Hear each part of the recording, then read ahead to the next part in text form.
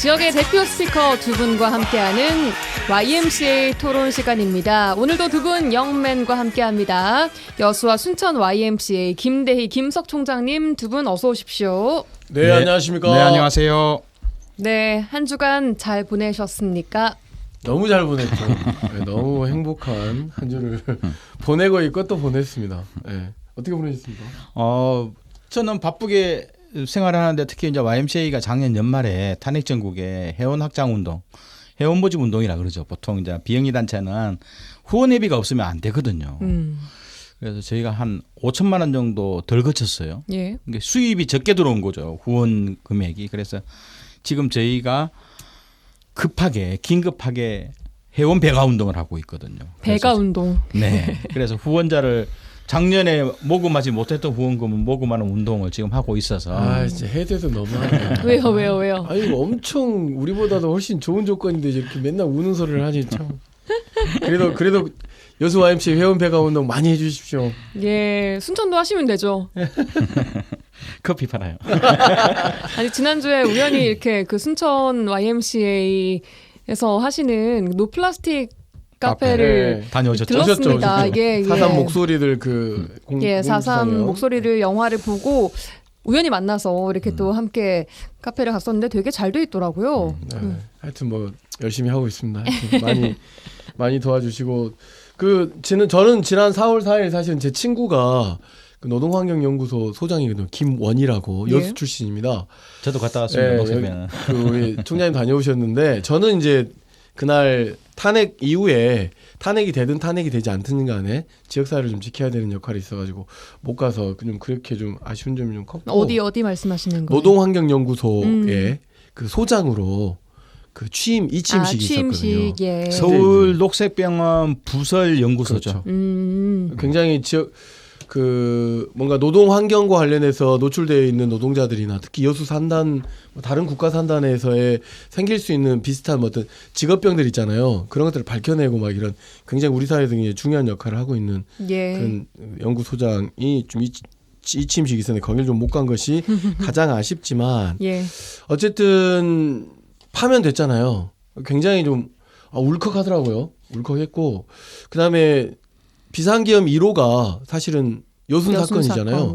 근데 어느 누구도 파면 이후에 비상계엄 2호만 이야기하지 비상계엄 1호를 이야기를 안 하더라고요. 비상계엄 2호는 제주 4.3 제주 지역에 선포된 건데 결국은 비상계엄이 선포라고 하는 것이 여수에서 그 제주도에서 거의 뭐 제주만 3만 명 이상의 사람이 죽었잖아요. 비상계엄 실체가 그런 거다. 그래서 지난 이제 월요일 날 긴급하게 그 여순 사건 진상조사 보고서 작성 기획단이 4월 4일로 임기가 끝났거든요. 임기란이 끝났거든요.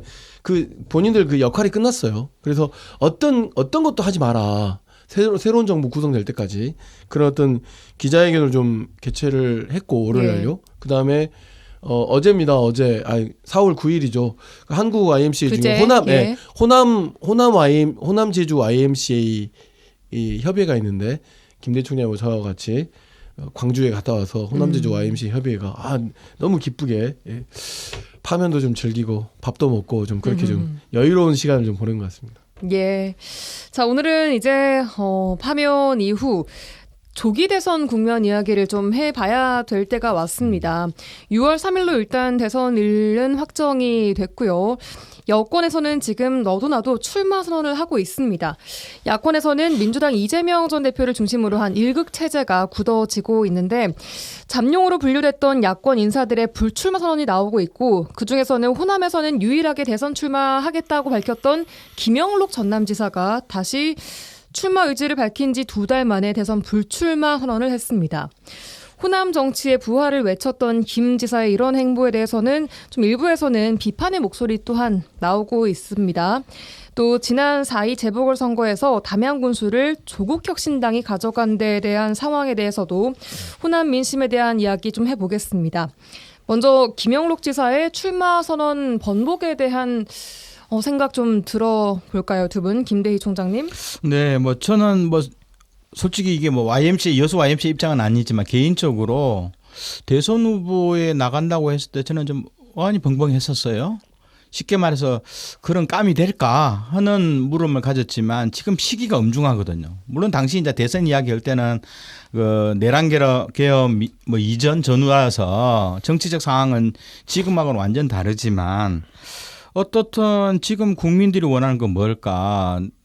그 친위 쿠데타 이후에 어떻든 내란 주범과 종범들을 잡아서 사법적 처리까지 해야 되고 또 하나 6월 3일 조기 대선을 통해서 민주정부 새로운 국민정부를 세워야 되는 막중한 임무가 어떻든 민주당이든 야당의 대권 후보들이 가져야 될 입장들이거든요. 예. 그러면 평소에 그 사람의 삶이 검찰 독재 정권에 항거하고 이번 내란 과정 속에서 강력히 그 처벌을 주장했던 사람들이 대선 후보군이 돼야 되는 거예요. 어느 정당이든.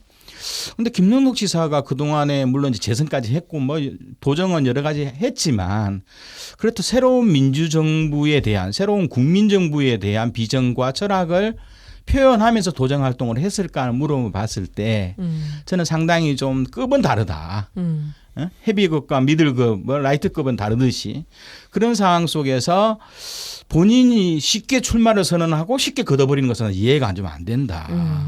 물론 혹자는 또 전임 도지사들의 주요 루트가 국무총리였잖아요. 당대표고. 혹시 그런 또 제2단계의 정치적 복선을 깔면서 중량급으로 헤비급으로 좀 급을 높이기 위해서 그렇게 했을까 하는 생각도 오만 생각이 다 나더라고요. 근데 어떻든 대선 출마를 한다고 했을 때도 전남 도민들의 상당수는 급이 될까부터 시작하고요.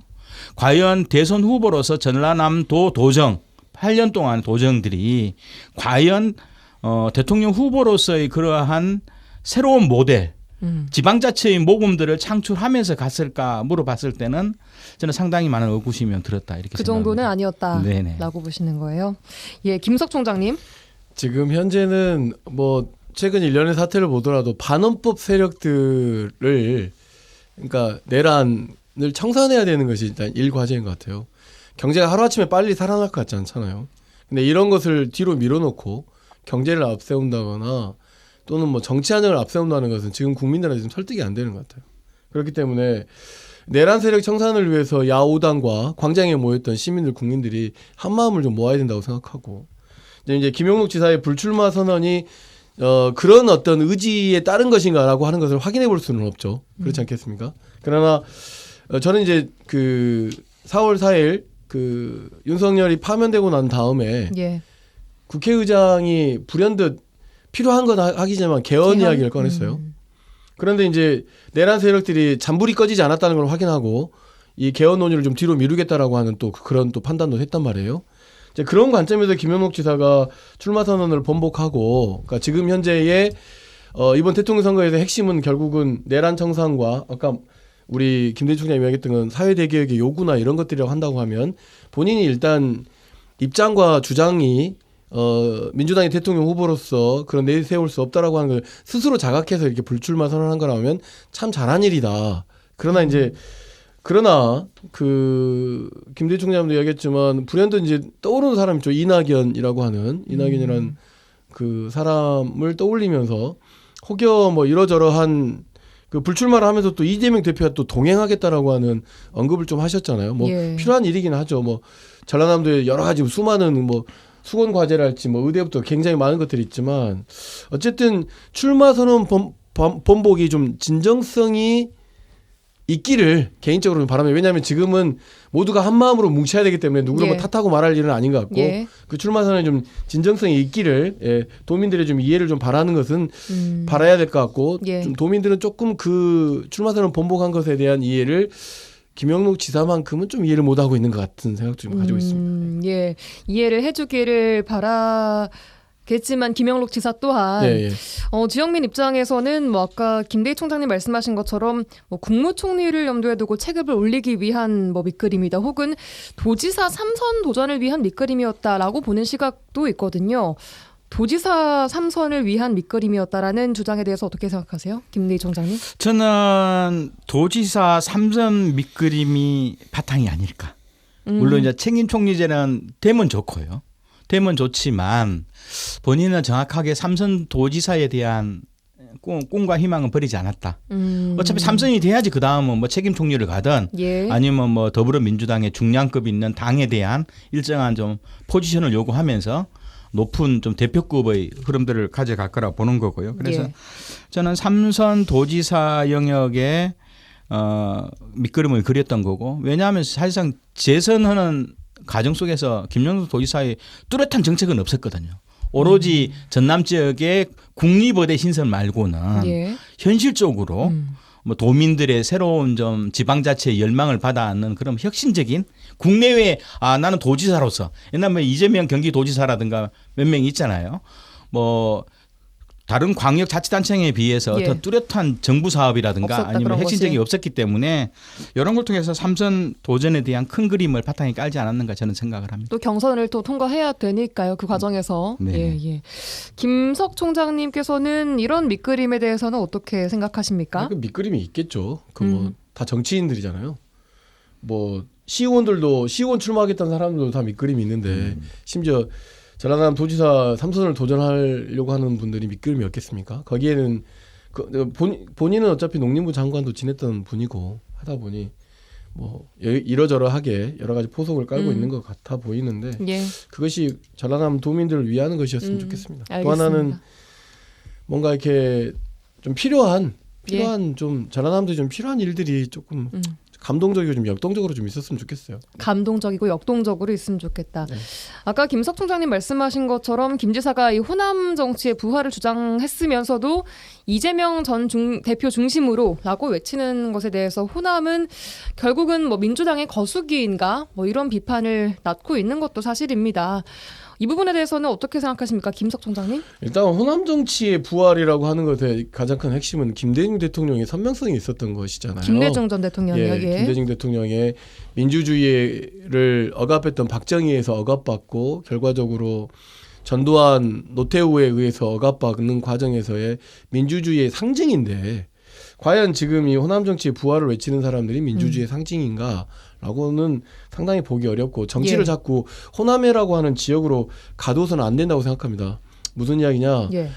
이번 그 윤석열 파면 국면에서 봤겠지만 그 여의도 그리고 광화문 광장에서 모였던 수많은 국민들이 있습니다. 수많은 국민들은 거기 안에서 야오당이 총단결하길 바랬어요. 민주당 중심이 되길 바라지 않았습니다. 그다음에 국민들 모두가 다 광장으로 모이려고 해서 거긴 지역이 없었어요. 예. 그렇지 않습니까? 그런데 이것을 갑자기 호남 정치 부활이랄지 뭐 민주당에 대한 일방적 지지랄지 이재명 대표와 함께 한다랄지 하면서 이재명 대표가 가지고 있는 이 광장의 굉장히 순수함과 이 윤석열 파면에 대한 국민적 요구와는 상당히 좀 배치되는 것이라고 생각하고 예.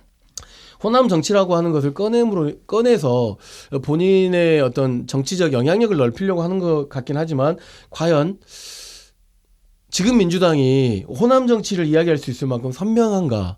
그리고 선명하다는 뜻이 어떤 거 예를 말씀하시는 거예요? 들면 정말 열심히 했는가? 음. 그러니까 어쩔 수 없으니까 도민들이 선택해준 정당인지 아닌지를 본인들이 들여다봐야 합니다. 본인들은 광장을 지키느라고 굉장히 고생 많이 했어요.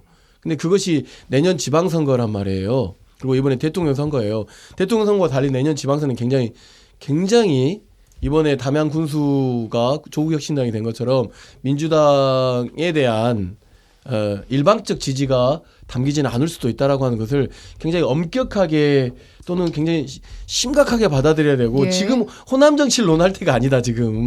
무슨 이야기냐? 좀 느껴야 된다. 민주당 반헌법 세력 청산과 사회 대개혁과 어떤 전라남도의 혁신을 이야기해야 될 때지 정치 기득권을 이야기할 때가 아니다라고 하는 건 꼭 제가 경고를 드리고 싶습니다. 예, 경고 주셨습니다. 김대 총장님께서는 결국 이 호남은 민주당의 거수기인가 이런 비판이 나올 수밖에 없는 상황 어떻게 보십니까? 저는 거수기가 아니었고요. 지금까지. 호남은 노무현 대통령과 문재인 전 대통령을 선택해 줬거든요. 그러니까 호남이라고 해서 우리 지역 사람을 뽑는 것이 아니라요. 예. 호남이라면 당연히 정치에 있어서는 군사 독재 정권, 반민주적인 정권에 대항했던 그 삶의 족적이 뚜렷했던 사람들을 더불어민주당이나 야당의 대선 후보로 세웠고 호남은 그런 사람을 대통령으로 만들었거든요. 그러니까 삶의 흐름이 있는 거예요. 호남 예. 대사람들의 정치적 의식은. 호남이 만든 게 아니라 전 그렇죠. 국민이 만들었죠. 예, 그러면서 사실은. 호남 사람들은 올바른 선택을 했고 그 사람이 대선 대통령으로 당선되기 위한 노력을 마지막까지 했던 유일한 지역이 호남이었거든요. 예. 호남은 우리 지역 사람을 뽑는 것이 아니라 한국의 민주주의 정치 역사에서 그 당시에 가장 알맞은 사람을, 가장 잘 싸우는 사람을 선택해 줬던 흐름이기 때문에 이건 거수기가 아니라 예. 호남의 선택이었다.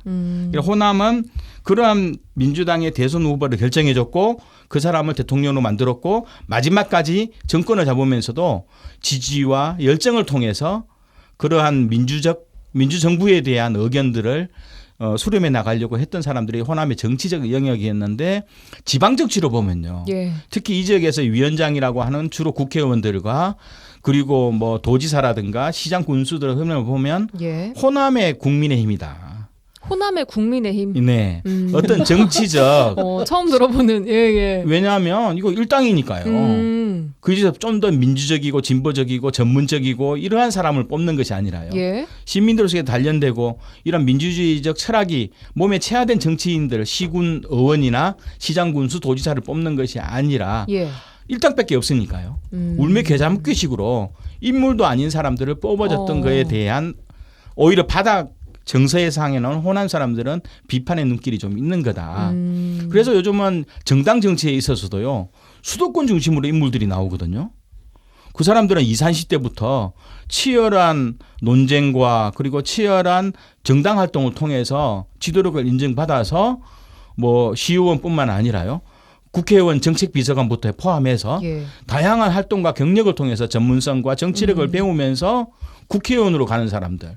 그래서 지금 현재 40대, 50대 차기 지도자들 그룹군 보면 호남 사람은 없습니다. 영남 사람도 없고요. 주로 수도권에 포진되어 중심으로. 있습니다. 예. 그런 상황을 저희는 좀 잘 봐야 된다. 예, 그런 호남 민심이 반영된 결과일까요? 조국혁신당이 담양군수 재선거에서 민주당을 꺾고 군수를 배출했습니다. 민주당의 패배와 또 호남의 민심에 대해서 또 하실 말씀도 있으실 것 같아요. 김석 총장님. 일단은 다양한 정당이 경쟁하는 구도가 전라남도에서는 사실은 몇 번 있긴 했었죠. 예전에 지지난 그 지방선거에서도 민주당을 좀 견제하기 위한 정당들이 있었고 때로는 또 뭐 민주노동당이 때로는 뭐 통합진보당이 좀 그런 경우들도 좀 있었고 그런데 이제 이번에 담양 군수가 재선거에서 조국혁신당의 후보가 결정돼 버린 것은 상당히 좀 의미 있는 것 같아요. 이제 예. 제가 이분이 어떤 분인지는 잘 모릅니다만은 일단 3선 군 의원을 좀 지냈고 결국은 이제 토박이이기도 하고 그리고 밀착형 공약을 좀 강조한 측면도 좀 있는 것 같고 예. 그런데 어쨌든 전통적인 지지 기반이 있는 담양에서 이 민주당의 후보가 아니라 조국혁신당이 담양 군수를 배출했다고 하는 것은 내년 예. 지방선거를 앞두고 상당 부분 민주당의 공천이라고 하는 굉장히 높은 벽을 뚫기가 어려운 혁신적인 후보들 같은 경우는 조국혁신당뿐만 아니라 뭐 진보당이나 다른 다양한 방식으로 내년 지방선거가 그동안에 찍을 사람이 없어서 민주당이 찍었던 많은 유권자들에게 다양한 선택을 줄 수 있지 않을까라고 예. 하는 게 이게 또 민주주의가 가지고 있는 다양성이잖아요. 예. 그런 것들이 좀 기대가 좀 있습니다. 민주당은 타격감이 되게 컸을 것 같아요, 이때. 네, 그렇죠. 저는 이계호 국회의원이 담양군 관련 이제 국회의원 아닙니까? 이계호 의원도 도지사를 꿈꿨던 사람이라고 저희는 지역 정가에서 알고 있거든요. 예. 이번 이제 지방선거에 내년 준비하는데 정치적 타격이 상당했을 겁니다. 실제로 이번은 질 수밖에 없었죠, 민주당은. 왜냐하면 이번 재보궐선거 원인을 민주당 담양군수가 결국 공직선거법 위반으로 직을 해임당하면서 보궐선거 들어왔기 때문에 민주당 책임이 있는 거예요. 근데 또 당내 경선 과정에 분열이 돼버렸죠. 떨어진 사람이 결국은 조국혁신당 후보를 밀었고 아까 김석 총장님 말씀처럼 조국혁신당 후보는 물론 이제 군의회 의장까지도 한 걸로 알고 있었거든요. 그래서 지역에서 상당히 20, 30년 동안 바닥을 기었던 사람이기 때문에 상당히 유리했는데 예. 이제 문제는 민주당 저희 이제 주권자 입장 속에서는요. 국민 입장 속에서는 소비자라고 본다면 예. 상품을 선택할 곳이 한 군데가 더 있잖아요. 선택의 폭이 예. 좀 그래서 앞으로는 이제 경기도처럼 예. 5%에서 10% 이내에서 근소한 차이에서 어차피 여기는 국민의힘은 없으니까요. 우리가 보통 민주적 정당이나 진보 정당으로 했던 두 개의 정당이 예. 물론 진보당이나 진보당도 들어오면 좋고요. 두세 개 정당들이 지역 유권자들이 이제 다양하게 선택할 수 있도록 한다면 보다 더 진보적이고 보다 더 민주적이고 보다 더 유권자 중심적인 정치를 하는 사람들을 선택할 범위가 넓어지니까 저는 좋은 쪽으로 해석을 좀 해야 된다. 그래서 안일하게 지역구 관리를 하고 예. 지역의 시군 의원들을 위해 막 상황처럼 이렇게 행세해야 하는 국회의원들은 더 이상 자리를 못하는 흐름으로 가야 되지 않나 생각을 합니다. 호남의 국민의힘은 이제 사라질 거라고 보십니까? 그렇죠. 이런 정당들이 계속 아까 나오면 말씀하신 그 말에 빌리면 예. 진보당이나 조국혁신당이 자기 역할을 조금씩 해나가면 20-30% 식으면 민주당도 겁이 나서요. 후보 선출도 제대로 할 겁니다. 능력 있고 전문성 있는 후보들을 그리고 시민사회 활동이나 노동단체 이런 활동 지도력이 검증된 사람들, 김석 총장님 이런 분들이 막 도의원 막 저 위험한 발언 아닌가요? 저 돈이 없어서 못합니다. 자, 더 이상 뭐 울며 겨자 먹기로 선택을 할 일은 좀 줄어들 거라는 뭐 기대감 속에서 유권자 입장에서는 뭐 좋은 좀 현상인 것 같기도 편안해지게 하고요. 유권자들이 좀 선택할 수 있을까? 예. 좀 외람됩니다만은 뭐 울며 겨자 먹기식 선택이라기보다는 좀 다양한 선택지가 있게 된다. 예. 그러지 않겠나? 김대중 좀 총장님 조심스럽게. 말을 빌렸습니다. 예. 자, 대권에 도전하면서 호남을 외친 인사가 이제 보수에서는 이정현 전 새누리당 대표입니다. 호남의 민심이 좀 어떻게 반응을 할지도 궁금합니다. 또 이정현 전 대표 같은 경우에는 과거에 또 호남에서 이렇게 국회의원을 했던 이력이 있던 분이어서 어떻게 보세요, 김석 총장님? 한숨을 쉬십니다. 순천 사람 한 사람으로서 정말 순천 진심으로 분으로서, 예. 진심으로 이 애청자 여러분께 사과드립니다. 꾸벅. 네. 저는 국민의힘의 지금 여수 순천에 걸려놓은 현수막이 국민들을 더 분노하게 만드는 것 같아요. 겸허하다고 하는 단어를 썼어요. 이번 파면 국면 이후에. 겸허한 게 아니죠. 국민들한테 넙죽절을 하고 석고대죄해야죠. 본인의 정당에서 헌법을 위반했다라고 하는 파면 대통령이 벌써 2명이나 나왔어요. 이걸 사과하지 않는 국민들이 이 정당을 용서하겠습니까? 대선 출마보다 더 중요한 것은 용서와 사과를 바라는 정말 인지상정.